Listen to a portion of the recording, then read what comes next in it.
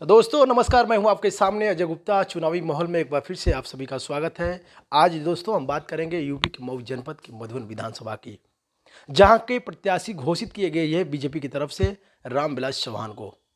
और इसी के खास बातचीत में मेरे साथ मौजूद है गिरीशचंद्र गुप्ता जी, और बगल में देख सकते हैं ये वकील साहब हैं, इनसे भी बातचीत करूंगा।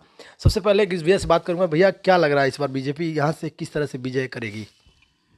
विजय तो जिस दिन टिकट घोषणा हुआ रामविलास चौहान जी का, उसी समय क्लियर हो गया कि मधुबन विधानसभा की सीट बीजेपी के खाते में चली गई। क्या यहाँ पे दारा सिंह चौहान थे बीजेपी से? जनता इससे भी देखा जा रहा है कि आक्रोशित है कहीं ना कहीं। तो किस मुद्दे पे इस बार आपको आ रहा है? अरे हमारी सरकार का मुद्दा बहुत बड़ा मुद्दा है कि हम लोग विकास पर कार्य किए हैं, विकास किए हैं, विकास पर चुनाव लड़ रहे हैं। और जो कह रहे हैं विरोध हो रहा है, तो ये वो बात हो रही है। तो इसके लिए जवाब हम लोगों ने कल भी दे दिया। कल दोहरी घाट से लेके दरगाह तक काफ़ी संख्या में हम लोग स्वागत सत्कार करते हुए जगह जगह रामविलास जी का डोर टू डोर प्रचार प्रसार हुआ। आज भी हम लोगों का सुबह बनियाबाद मोड़ से लेके देखे होंगे हजारों की संख्या में भीड़ थी। मधुबन बाज़ार पूरा पैदल हम लोगों का डोर टू डोर यात्रा हुआ। इसके बाद से हम लोगों ने इधर दुबारी गजियापुर होते हुए बेलौली, रामपुर बेलौली, मर्यादपुर, नेमडाढ़, सारे हम लोगों ने क्षेत्र लगभग 80% विधानसभा हम लोगों ने भ्रमण कर दिया 2 दिन में ही। अब हम लोगों की तैयारी है क्रम वाइज इसको एक रूपरेखा बना के जगह जगह डोर टू डोर अपने कार्यकर्ताओं को टोली में बांट करके डोर टू डोर हम लोग प्रचार प्रसार करेंगे और अपनी उपलब्धियां गिनाएंगे। हम लोग को और किसी का शिकवा शिकायत नहीं करना है। लेकिन यहाँ से एक प्रत्याशी भी आ गए हैं समाजवादी पार्टी की तरफ से, सुधाकर सिंह आ गए हैं। कहीं ना कहीं उनमें लड़ाई हो सकती है क्या? नहीं, कोई टक्करे नहीं है बीजेपी के आगे। बीजेपी के आगे सब आपके प्रत्याशी जीरो है। सब तो दावा कर रहे हैं कि हम जीतेंगे मधुबन विधानसभा को, इस बार बीजेपी को दिखाएंगे। अरे दावा करने के लिए तो भाई निर्दल प्रत्याशी एक बुल्लू नेता है हमारे यहाँ, वो भी दावा करता है कि हम विजयी हो जाएंगे, 500 वोट भी नहीं पाएगा। लेकिन ये तय है? एकदम तय है। जनता पीछे है इस समय तो नेता पीछे है, जनता इस समय आगे है। आप कहीं चले जाइए, चट्टी चौराहा किसी भी गांव में चले जाइए, कहीं चले जाइए, ग्रामीण इंटीरियर क्षेत्र में चले गए, दुर्गम गांव में चले जाएंगे तो वहाँ की जनता से भी पूछेंगे किसको आप वोट देंगे। मऊ के मधुबन में एक देवरांचल आता है। देवरांचल देखा जाता है कि हरदम बाढ़ से पीड़ित रहता है, वहाँ के लोग पीड़ित रहते हैं, काफ़ी उन लोगों का दुख दर्द है। अगर देखा जाता है कि जब भी आग लगता है, अगर उधर गेहूं खेत में आग लग जाती थी तो दमकल की गाड़ियाँ नहीं पहुँच पाती है। फायर स्टेशन जो बन रहा है मधुबन में, जो रौजा पे अभी तक तैयार नहीं हुआ है, तो इस पर क्या कर रहे हैं? देखिए, फायर स्टेशन उसी को ध्यान में रख करके कि मऊ से गाड़ियाँ आते आते यहाँ खाक हो जाता था, उसी को ध्यान में रखकर रौजा, मधुबन रौजा के पास में फायर स्टेशन बन रहा है। बहुत जल्द बनकर तैयार हो जाएगा, उसका सुविधा भी हम लोगों को मिलेगा। देवरांचल के लिए हमारी सरकार ने बहुत योजनाएं लाई हैं, बहुत कुछ कर रही है। अब तुरंत कहिएगा तो तुरंत नहीं ना हो सकेगा। रोड बन रहा है, स्टेशन बन रहा है, कटान के लिए व्यवस्था बन रही है।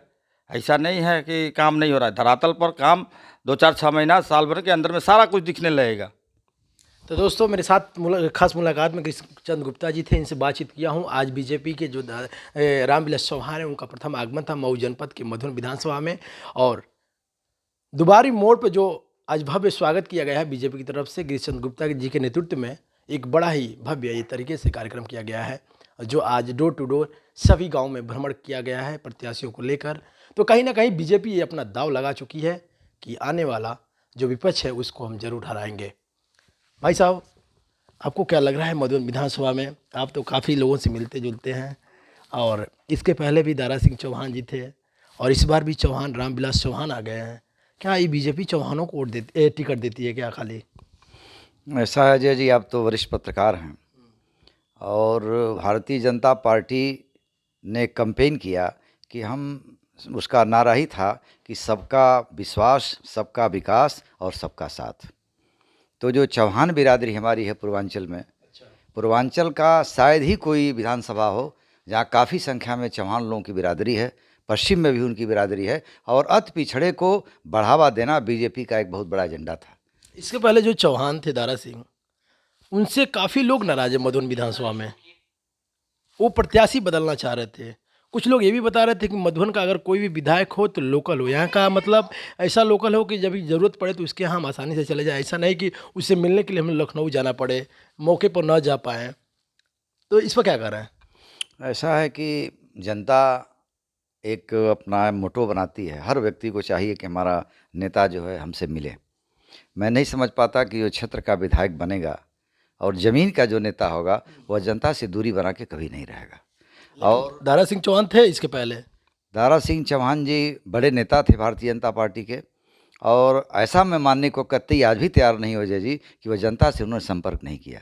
जितना मरने में लोगों दारा की, सिंह चौहान किए थे।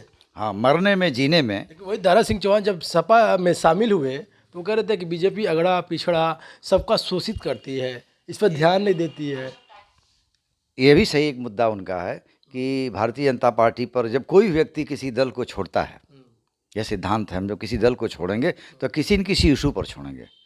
उनके दिमाग में, उनके मस्तिष्क में ये बात रही होगी कहीं पिछड़ों का हित हम नहीं कर पा रहे हैं, इसलिए उन्होंने समाजवादी पार्टी को चुना। लोकतंत्र में हर व्यक्ति को अधिकार है अपना चुनाव करने का। हो सकता है जिस दल में गए हों वो पिछड़ों का हित अधिक सुरक्षित हो, ये तो आने वाला समय बताएगा। लेकिन जब तक वो भारतीय जनता पार्टी के विधायक मंत्री थे, क्षेत्र में उन्होंने काम किया। हाँ, बड़े नेता होने के नाते कुछ समय उनको कम मिला होगा। 5 साल का समय था, कहाँ समय कम था उनका? तो क्या विकास का कार्य भारतीय जनता पार्टी ने 5 अच्छा, 5 साल में बीजेपी मधुबन विधानसभा में कौन ऐसे 5 काम कराई, थोड़ा सा हमको बता दीजिए। 5 गिनती करा दीजिए ऐसे मुख्य काम। बिल्कुल अजय जी, आप उस समय भी सरकार जब थी भारतीय जनता पार्टी की, आज भी सरकार भी बीजेपी की ही चल रही है। लेकिन मैं नहीं जानता कि आज़ादी के बाद दुबारी मधुबन से लेकर के गजियापुर होते हुए जो रोड है, जिस रोड पर भी हम लोग गए थे, हाँ, आज पूरा नहीं हुआ है। वो रोड को आप देख रहे हैं, इस पर उन्होंने 28 करोड़ रुपया, जो मेरी जानकारी है उसमें भारतीय जनता पार्टी की सरकार ने उनके माध्यम से, मंत्री के माध्यम से दिया था। फायर ब्रिगेड की भी बात गिरीश चंद्र गुप्ता जी, हमारे भाई जो भाजपा के बड़े नेता, उन्होंने बताया कि फायर ब्रिगेड लगभग बन के तैयार है। कहाँ बन के तैयार है? हृदय पट्टी में कन्या महाविद्यालय, कोई डिग्री कॉलेज, गवर्नमेंट कॉलेज नहीं था, वो अब बन रहा है, बनने की स्थिति में है। सारे उनके काम जो किए गए थे, जो 3 काम बताए, 2 और बताइए। हाँ, 2 काम और मैं आपको बता रहा हूँ कि देवारा को, अभी देवारा की बात, देवारा को बाढ़ से मुक्त करने के लिए 70 करोड़ रुपए भारतीय जनता पार्टी की सरकार ने दिया था। और 14 करोड़ आया था, उसके बाद 3 की 4 करोड़ आया था, 16-17 करोड़ आया था। किस्त उसकी आ रही थी, तब तक चुनाव होने लगा। 55 लाख रुपया लगा ही, अब बाकी पैसा जैसे का तैसे रुका है। ऐसी बात नहीं थी, ये सूचना हो सकती है कि आपको ठीक से न मिल पा रही हो, लेकिन सरकार ने पैसा दिया। 14 करोड़ रुपया गया कहाँ? भारतीय जनता पार्टी की सरकार ने दिया है और बचा लिया है। रसूलपुर से लेकर के सूरजपुर तक जो बाढ़ एरिया में जो कट जाता था पूरा इलाका, उसको बचाने का काम भारतीय जनता पार्टी की सरकार ने किया है और आज भी प्रयास हो रहे हैं। आपने अच्छा सवाल उठाया। 4 ही बताए हैं, एक और हम पूछे। और आपको बता देता हूँ, काम तो बहुत हुआ है। 228 इंटरलॉकिंग सड़कों का निर्माण रिकॉर्ड 5 वर्ष में हुआ है। आप गांव में चले जाइए, इंटरलॉकिंग और सड़कें आपको गांव में मिल जाएगी। किस गांव में? मेरा स्वयं का गांव, जिस गांव में मैं रहता हूं, वहां पर देखिए कि दरवाजे तो किस गांव के हैं आप? कटघरा महलूक में बात करता हूं, वहाँ इंटरलॉकिंग आपको मिलेगी। अभी जल्द ही अभी काम इंटरलॉकिंग का समाप्त हो रहा था। यह भारतीय जनता पार्टी के माननीय मंत्री के कोटे से हो रहा था। अच्छा, शहीदों के लिए आपके यहाँ के विधायक क्या करा है? शहीदों के लिए पहले वह मंत्री विधायक थे, मैं उनके बारे में कहूँगा, किसी दल में भी राजनीति करें, लेकिन उन्होंने कहा था कि स्वतंत्रता संग्राम सेनानियों के सम्मान में गेट निर्माण करने का काम भारतीय जनता पार्टी की सरकार। सिर्फ गेट उनके सम्मान में कोई ऐसा फ्रीडम फाइटर का गांव नहीं है जिस गांव में गेट न बना हो स्वतंत्रता संग्राम सेनानियों के नाम पर। ठीक है, ये चीज़ मानते हैं आपका, लेकिन मऊ के मधुबन विधानसभा में एक ऐसा शहीद स्मारक है जो उत्तर प्रदेश का दूसरे स्थान पे है। वो जस का तस रहा, देखा गया बरसात के मौसम में उसमें पानी लगा रहा। उसी प्रांगण में शौचालय है। ये कहाँ की व्यवस्था है कि शहीद स्मारक के अंदर शौचालय की व्यवस्था कर दी जाए? यह माननीय योगी जी की एक नीति थी, सरकार की भी एक नीति थी अजय बाबू, कि निश्चित रूप से हम स्वतंत्रता संग्राम, आज़ादी का अमृत महोत्सव मनाया गया है ना, पहली बार हिंदुस्तान में किसी सरकार ने। शहीद स्मारक का ध्यान है, आज भी रात के अंधेरे में वो स्तंभ रहता है। अभी नया शहीद स्मारक बना, जो मेन शहीद स्मारक है, आपने देखा होगा। हम दूसरे स्थान पे जो उत्तर प्रदेश का, उसकी बात कर रहा हूँ, जो कटघरा शंकर मोड़ पे है। शासन ने पैसा दिया। इसके पहले देखिए कि उसके पास कुछ नहीं था, आज तो कम से कम बाउंड्री वाल हो गया है, वहाँ पिलर लगा हुआ फ्रीडम फाइटर्स के नाम पर, और तमाम बड़े बड़े। बताइए आप, मैं बात जो कर रहा हूँ उसकी बात बताइए। रात के अंधेरे में वो स्तंभ आज अंधेरे में रहता है। आपको अगर 1 हफ्ते अंधेरे में रहने के लिए कह दिया जाए तो रहेंगे? नहीं, ये तो कि कुछ कमी है, आपने मीडिया के नाते आपने उजागर किया, तो मीडिया मैं कई बार आवाज़ उठाया, पैसा भी आया, लेकिन पता नहीं चलता सही है। बात है। तो हम लोग भी इस बात की मांग करते हैं कि आगे जब भारतीय जनता पार्टी की सरकार बनती है, और जैसा कि निश्चित रूप से लग रहा है कि पुनः बीजेपी जो है आ रही है, लौट रही है, सरकार आ रही है, तो आप भी प्रयास करिए, हम सब लोगों का काम है प्रयास करें कि वो एक अधूरा काम अगर रह गया है, उसमें क्या दिक्कत थी, पैसा ऐसे ही आपने कहा पैसा क्यों नहीं बन पा रहा, वो बने एक अच्छा। तो दोस्तों, खास मुलाकात में देखें इधर अनिल जो हैं, अनिल जी थे, मौजूद थे, और गिरीश चंद्र गुप्ता जी थे। इनसे बातचीत किया हूँ, वही चुनावी माहौल का हाल चाल लिया हूँ। लेकिन देखना यह है कि यहाँ पर सुधाकर सिंह जो मधुबन विधानसभा के सपा के प्रत्याशी हैं, और यहाँ पर देखा गया कि नीलम कुशवाहा हैं, बसपा के प्रत्याशी हैं, और इधर तीसरे स्थान पर बीजेपी के जो रामविलास चौहान है। सबका दाव लगना शुरू हो गया है, लेकिन ये तो आने वाला समय तय करेगा किसका विजय होगा और किसके सिर पर ताज पहना जाएगा। देखिए पूरी रिपोर्ट।